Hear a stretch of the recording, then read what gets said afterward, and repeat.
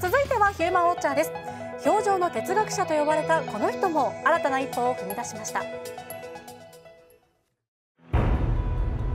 第二の人生を歩み始めた一流アスリート。彼はもうスケート靴を履かない。町田達樹はリンクを降りて研究者へと転職した。実践者を支えているはずの後方リンケージが脆弱な状態では、近いうちにこの産業のプロダクトを生産する力が飽和状態に達してしまうことは想像に難くありません。プロダクトに飽和状態、まるでガイアの夜明けなのに、会場には女性ファンがこの通り。それこそがフィギュアの力だ。一度目の引退は4年前、順位を競う競技者を辞めた。プロスケーターとして再出発した町田は、独創的個性的な世界観でファンを虜にする。ビジネスとしては大成功だった。しかし町田はその安定にも背を向ける。去年10月、プロスケーターも引退。一体なぜ？その答えは引退公演に秘められていた。前代未聞の新たなショーに挑んだ町田。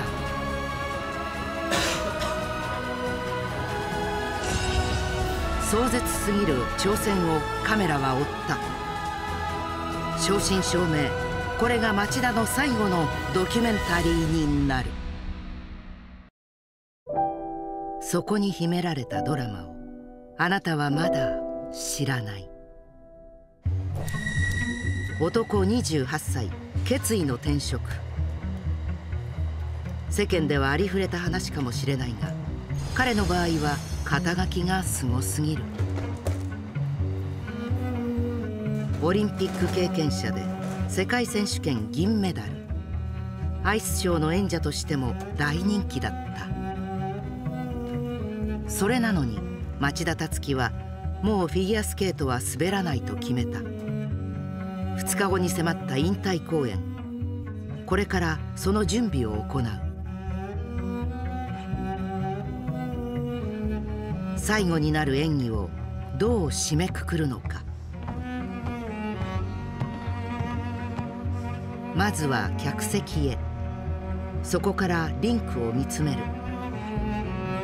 自分の見え方をイメージし、演技の微調整をする。続いて照明。その道のプロに任せるスケーターも多いが、町田は違う。事細かに口を出す。じゃあ31から7秒間くらいで右を入れてもらう。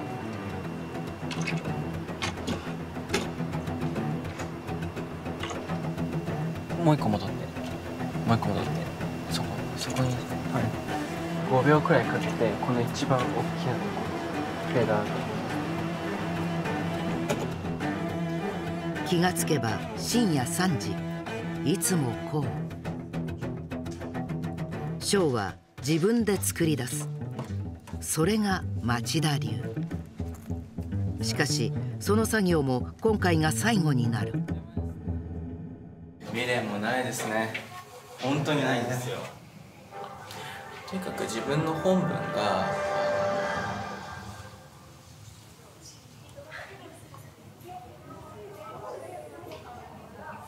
研究者を目指しているものなんですよね。やっぱりキャリアを一本に絞らないと、これはダメだし、その時が来た。思えば競技との別れも突然だった。群雄割拠の代表争いを勝ち抜き、ソチオリンピックへ。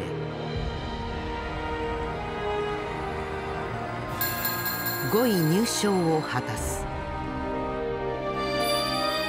続く世界選手権では羽生結弦を脅かす銀メダル。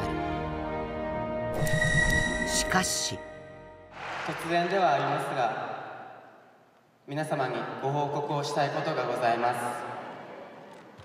私はこの全日本選手権大会をもちまして現役のフィギュアスケート選手を引退することを本日決断いたしました。キャリアの絶頂に立ちながら24歳で競技を引退。その後舞台をアイスショーに移した。フィギュアを愛し抜き、だからこそフィギュアスケートは総合芸術であるというモットーを掲げていましたので、新しいフィギュアの表現可能性というものを提示してきたつもりです。そしてついにショーともお別れになる。舞台はカーニバル・オン・アイス。町田のことだ。無難には終わらせない。そうは思っていたが、プログラムの内容を聞いて耳を疑った。なんと9分35秒。一般的なプログラムの3倍以上というとてつもない長さ。例えて言えば、野球のピッチャーが一人で27回を投げ切るような挑戦だ。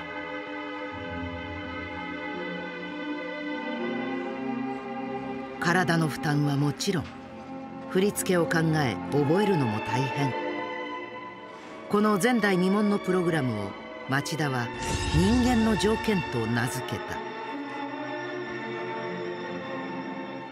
他の作品はもう完全に完成した段階で舞台に上げるんですけれども、アダージェットだけは本当に満足な演技が一度もできずに。本番前日、実はまだ一度も通しの練習ができていない。他の演者が去った午後9時、会場に居残って練習を続ける。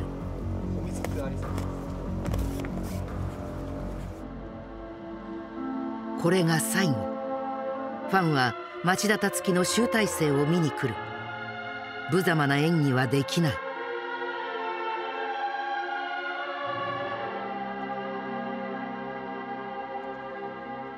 だがスピンが途中で止まってしまった。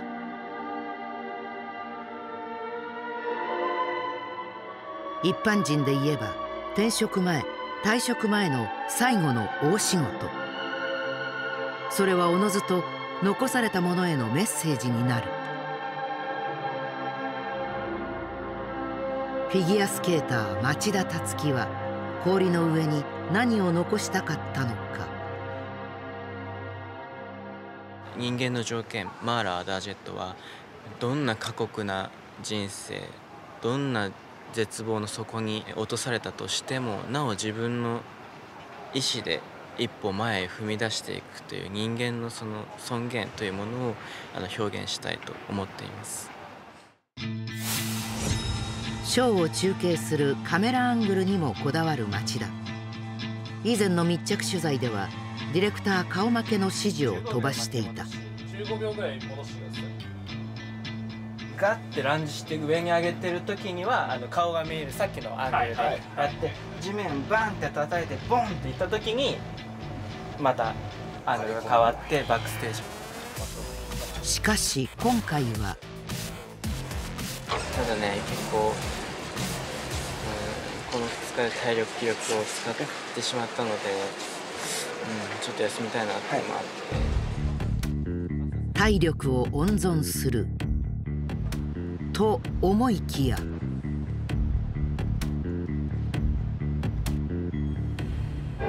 と待って、15秒巻き戻し。一瞬これ前入ってもいいけど、この外のアングルもいい、この俯瞰も、だけど基本横から撮ってほしい。横から、じゃあ最初のしばらく真横から行って、今のくらいから正面こう突き当たってくる。もうちょい引きがいいかな。さっきの寄りがここなんか手を口の中に入れるんだけど、バストアップくらい。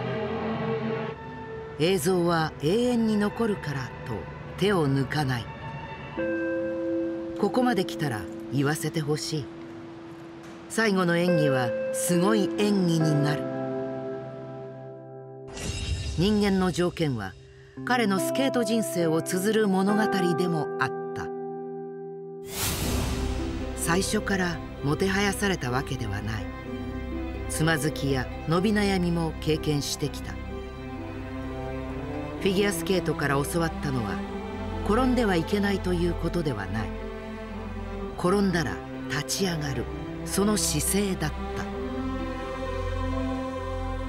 練習のため新幹線で通学した高校の頃、練習環境の厳しさも肌で味わった。だから全然選手時代、とにかくジュニア時代とかはなかなか成績も出なかったりする時期が多かったので、高校生とかの時にスケートをやめたいと思ったことが何回かありましたけれども、それを知る自分が何もしないのか、その問いかけが研究者という答えを導いた。愛するフィギュアの未来のために。スケートリンクの減少だとか、選手の人口の減少だとか、スケート選手の若年化ですね。例えば女性選手は摂食障害で悩んでいる人も多いし、男性選手は4回転の練習をしすぎて大怪我を負う選手もたくさんいたりして、それによって競技をドロップアウトせざるを得ない状況に追い込まれたりする選手もたくさんいるという、いろんな問題をこの競技は抱えているわけです。両方を追って片方をおろそかにしたくない。だから引退。もうリンクには戻らない。やっぱりすごい寂しい思いはあるんですけど、ずっと滑っていてほしかったですね。やりたいことが終わりになると思いますので、もういつまでも応援しています。ちょっと最高って言われる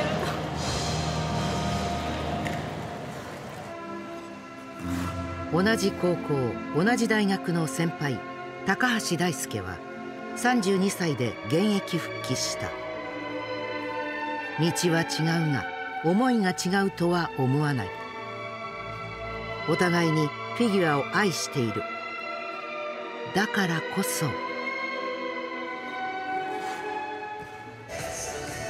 ショー当日も練習を続けたが通しはできず、ぶっつけ本番で9分超えの大作に挑む。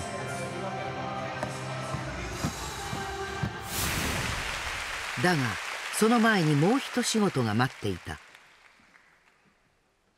同じ日に競技の大会もあり、そこにゲストとして出演。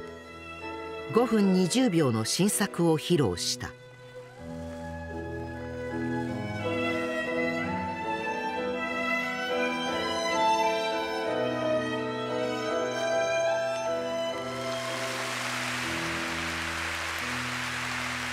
スケジュールの関係で引退当日にまさかの2公演。まずは満場の喝采を浴びる。引退公演はこの後。控え室を覗くとぐったりとした姿が。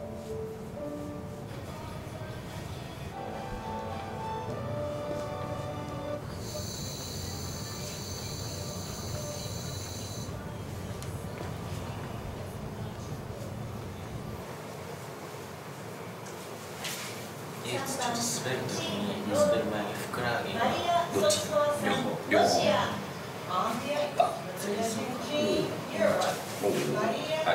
ってる時になりそうな予感。階段の下にいる時。おお、その時点で、大丈夫だったけど、もうちょっといるかと思う。体が持つかどうか自分でもわからない。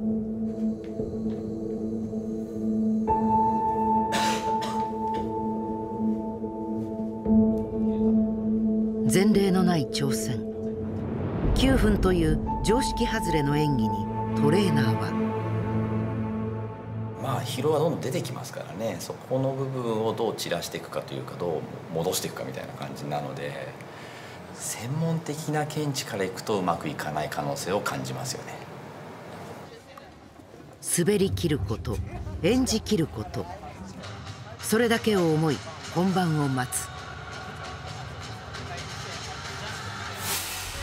そして幕を開けたカーニバル・オン・アイス。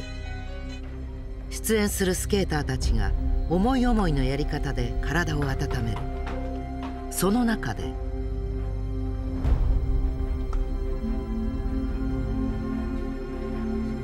町田は曲をかけながら振り付けの確認。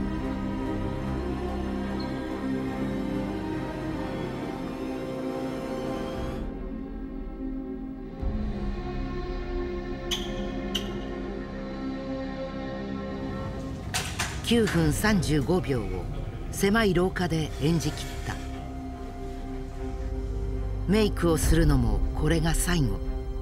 明日からは研究者という別の顔になる。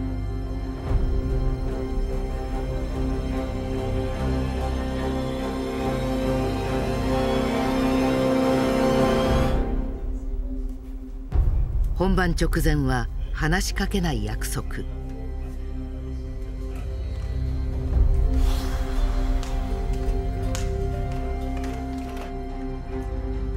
3歳から滑り始めて25年。迎えた最後の時。この演技が終わった時、町田樹というフィギュアスケーターはいなくなる。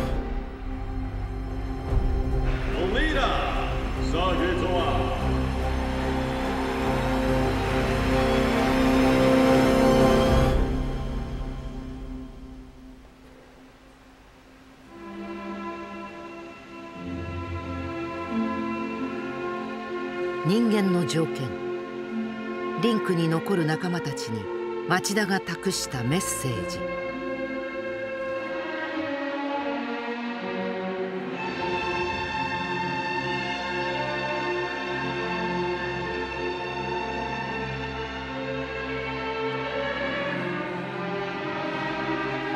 計5本のジャンプはあえて演技の後半に固めた。開始から5分30秒。疲れ切った足で最初のジャンプ。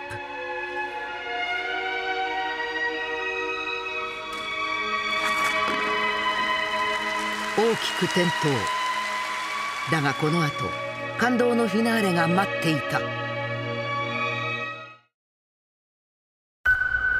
町田樹、スケート人生最後の演技。最初のジャンプは演技開始から5分30秒後にやってきた。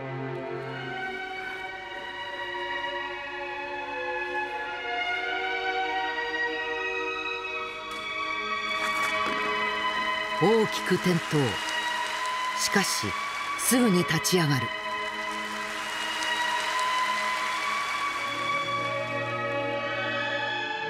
つまずいたら立ち上がる。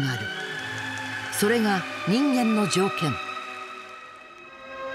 町田樹のスケート人生。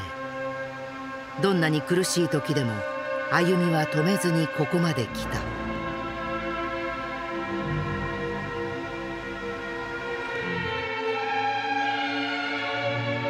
そしてついに人生最後のジャンプへ。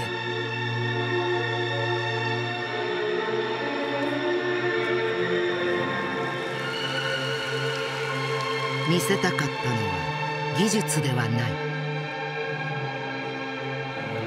生きること、生き抜くこと、その尊さを表したかった。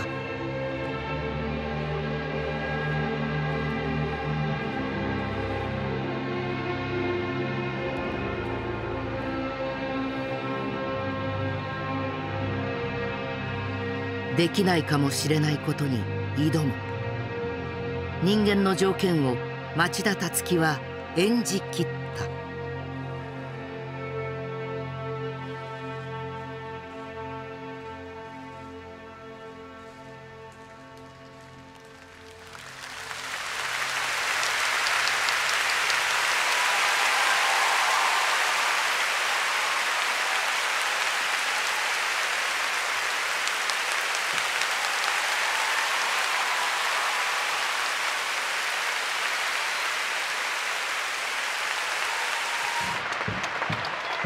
一期一会、この日のためだけに作ったプログラム。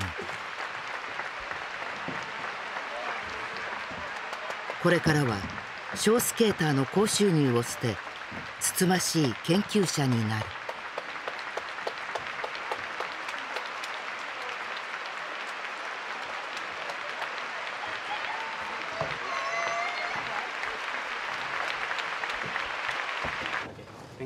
後悔はみじんもない。